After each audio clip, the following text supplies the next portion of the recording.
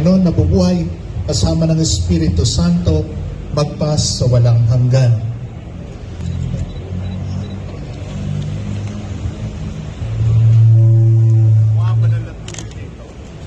At ngayon po ay nasasaksihan na natin ang formal na pagbe-blessing ng 100 units of patrol bicycle mula sa Apole MPD. Lubos po nagpapasalamat ang buong pamunuan ng Manila Police District sa donasyong ito ng Apole MPD.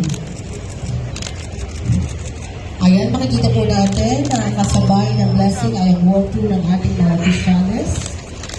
Kasama po ang mga officers at chairpersons ng Apole MPD.